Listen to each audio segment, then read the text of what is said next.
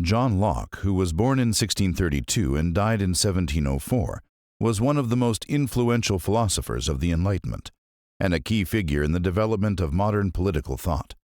His work on the theory of the social contract shaped the understanding of government, freedom, and individual rights.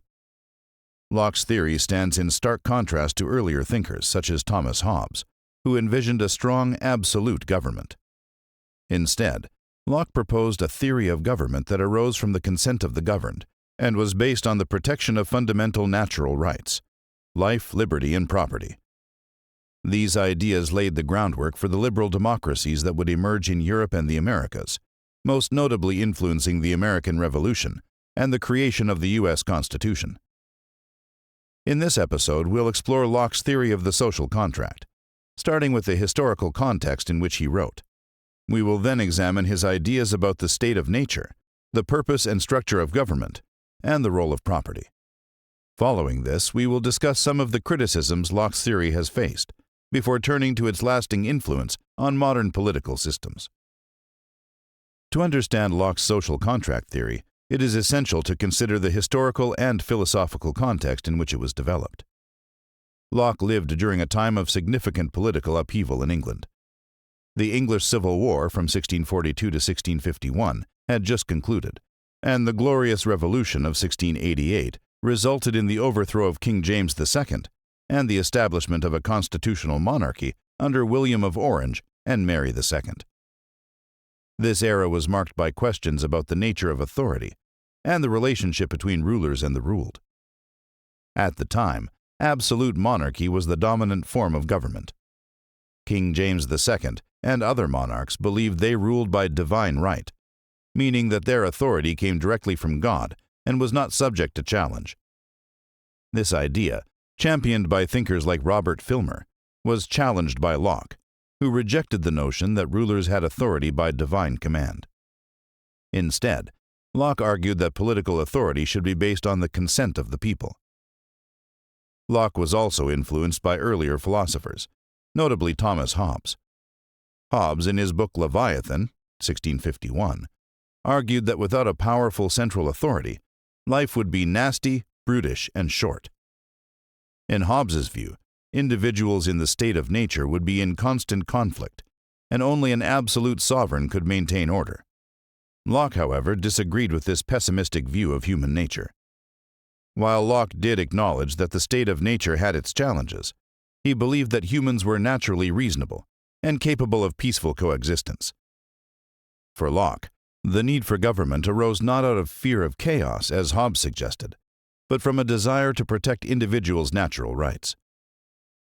Locke's ideas were also part of the broader intellectual movement known as the Enlightenment, which emphasized reason, individual rights, and a critique of traditional power structures. Locke's emphasis on natural rights, the right to life, liberty, and property, would influence later thinkers like Jean-Jacques Rousseau and Montesquieu, and ultimately the founders of modern liberal democracies.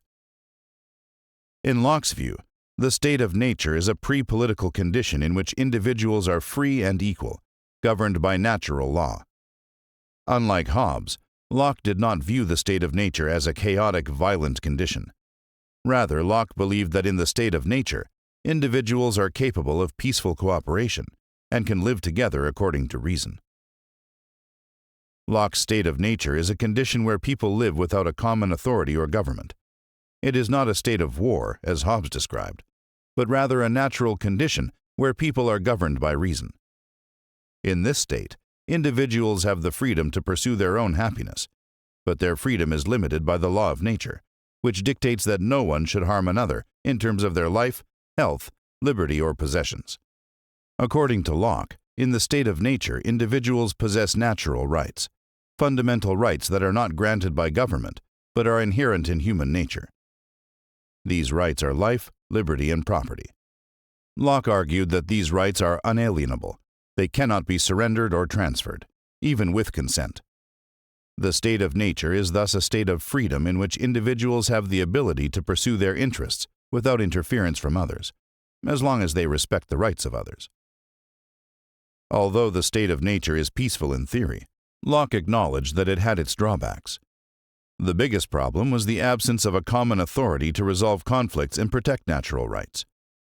In the state of nature, individuals are both the judge and the enforcer of their own rights, which can lead to bias, disputes, and violence.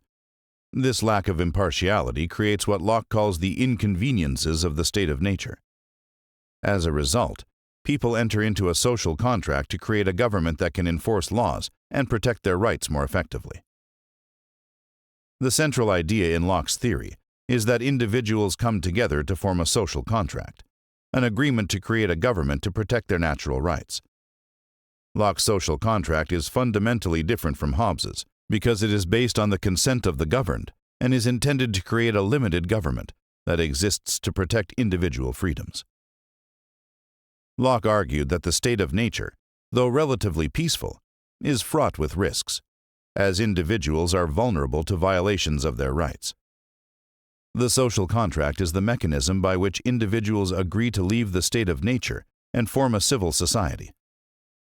Locke believed that by entering into the social contract, individuals retain their natural rights, but they also agree to give up certain freedoms in exchange for protection.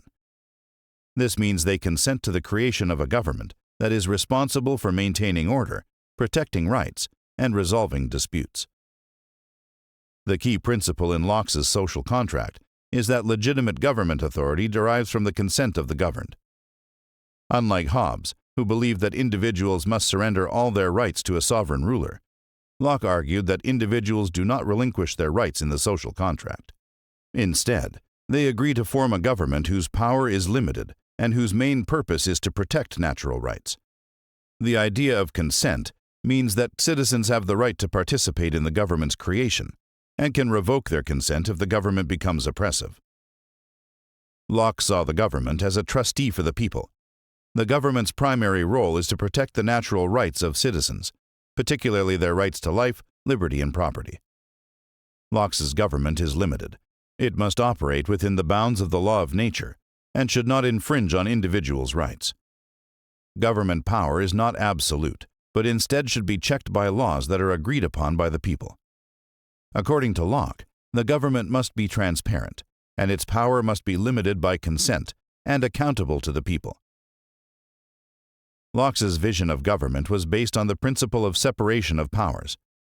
He believed that dividing government powers among different branches would prevent any one branch from becoming too powerful and infringing on individuals' rights. Locke's government is divided into two main branches, the legislative and executive branches. The legislative branch is the highest power in Locke's government because it has the authority to make laws that protect individual rights. Locke argued that the legislative power must be in the hands of those who represent the people and act in their best interests. The executive branch is responsible for enforcing these laws, and while it has power, it is subject to the legislature's authority. Locke also advocated for an independent judiciary that would interpret and apply laws impartially. The judiciary ensures that the other branches of government do not overstep their bounds and violate citizens' rights. Locke's emphasis on the separation of powers helps to create a system of checks and balances.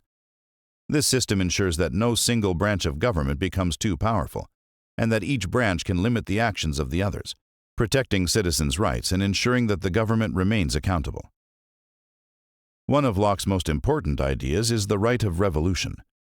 If a government fails to protect the rights of its citizens or becomes tyrannical, the people have the right to overthrow it and establish a new one. This idea influenced the American Revolution and has had a profound impact on democratic movements worldwide. Locke's view on property are central to his social contract theory. For Locke, property is not just material possessions, but anything an individual can claim ownership of through their labor. Locke believed that property is a natural right that arises from an individual's labor. He argued that when a person mixes their labor with resources from the natural world, such as land, they have a right to claim ownership of the resulting property. This theory, known as the labor theory of property, is a cornerstone of Locke's political thought. Locke believed that the primary role of government is to protect individuals' property. This includes not just material possessions, but also personal freedoms and the fruits of one's labor. Locke argued that government should not interfere with the property of its citizens, except in cases where it is necessary for the public good. Locke's view of property was grounded in his belief in limited government. The government may tax citizens or regulate property, but it must do so in a way that respects the natural rights of individuals. Governments have no right to seize property arbitrarily, and any taxation or regulation must have the consent of the governed. Locke's social contract theory has faced a number of criticisms over the centuries. Some critics argue that Locke's idealized view of the state of nature fails to account for the violence and inequality that often arise in human societies. Locke assumes that individuals in the state of nature will respect each other's rights, but critics contend that this assumption is overly optimistic. Locke's labor theory of property has been criticized for its role in justifying inequality and exploitation. Critics argue that Locke's theory ignores how historical injustices, such as colonialism and slavery, have contributed to the accumulation of property and wealth by a few individuals at the expense of others. Locke's idea of revolution has been criticized for potentially encouraging anarchy or instability. Critics argue that the right to revolution, if applied too liberally, could lead to constant political upheaval, making it difficult for any government to function effectively. Some critics also argue that Locke's vision of a limited government does not adequately address the welfare needs of modern societies. Locke's focus on property rights and limited intervention has been criticized for failing to provide for the social safety net or address the inequalities that arise in capitalist systems. Locke's influence on modern liberalism is profound. His emphasis on individual rights, limited government, and the rule of law laid the foundation for liberal democratic theory. Locke's theories influenced the development of constitutional monarchies in England, and later played a major role in the founding of modern liberal democracies. His ideas about natural rights and the consent of the governed were central to the creation of democratic constitutions in the United States and France. Locke's theory of government was essential in the transition from absolute monarchies to more democratic forms of government, particularly in England and America. His ideas about the separation of powers and the right of revolution continue to shape democratic practices today. Locke's emphasis on individual rights and limited government remains central to contemporary political thought, particularly in debates about civil liberties, economic freedom, and government intervention in the economy. John Locke's theory of the social contract is one of the most important contributions to political philosophy. His ideas about the state of nature, natural rights, and limited government laid the foundation for the development of liberal democracy and continue to shape political thought today. Despite facing criticisms, particularly regarding his views on property and the role of government, Locke's theory remains central to our understanding of political authority and the rights of individuals. Locke's belief in the consent of the governed, the protection of natural rights, and the right of revolution has had a lasting impact on the world's political systems, particularly in the development of democratic nations. As we continue to grapple with questions about the role of government, individual freedom, and social justice, Locke's ideas provide a crucial framework for understanding the balance between personal liberty and the public good.